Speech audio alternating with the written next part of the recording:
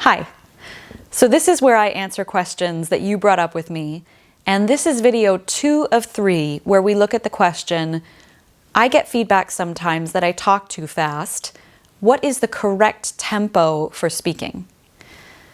So remember, in the last video we talked about the fact that you know you're talking too fast if your audience is struggling to keep up with you, or if you yourself are struggling to keep up with yourself as you talk, as in your speech muscles are struggling to keep up with what you're trying to say. But the thing is that if we try to look at it by correcting our tempo and artificially slowing it down, we end up doing something really self-conscious that is very hard to maintain and is very difficult to listen to. So I wouldn't advise trying to change your tempo by trying to change your tempo. Instead, I'm giving you 3 tips, and it's based on the fact that when you are speaking too fast, it's usually because you're nervous or you're excited or you're passionate about what you're saying. And that kind of energy tends to move through the body this way, which is why everything gets faster and faster and faster.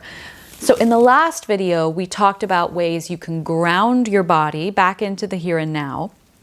And in this video, my second tip is going to be about looking at your breathing. So you know you're speaking too fast if you're struggling to breathe with what you're trying to say. And this often happens because that nervous, excited, or passionate energy, as it moves its way up through the body, makes the breathing really shallow, and it's really difficult to speak on a shallow breath.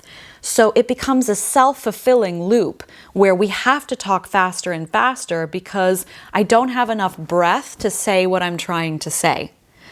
So if you feel that happen to you, you'll know it. It's a very real feeling in the body. Take a moment, find your ground first, like we talked about in that first video, and then you can bring a hand to your lower abdomen. So you can do that now. And we're just going to take a moment to check in with the breath and let it drop naturally so that you're breathing deeply again.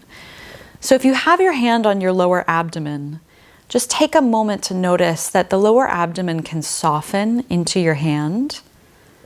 And you'll feel that as the breath drops in, the belly moves slightly into the hand. You don't have to make it happen.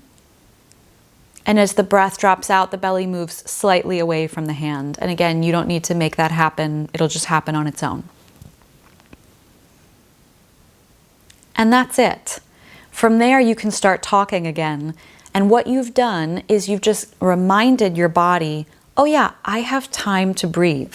What I'm saying is important and it matters to me, but I still have the space and time to take the breath that I need to say what I want to say.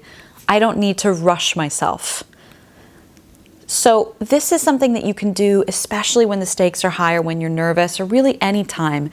And what's great is that you can do it in the act of speaking. It doesn't take that long, especially if you have a practice of being aware of your breath. So like with grounding, I would recommend that you don't just practice when you're in the moment. Have an ongoing practice of grounding, have an ongoing practice of breath awareness.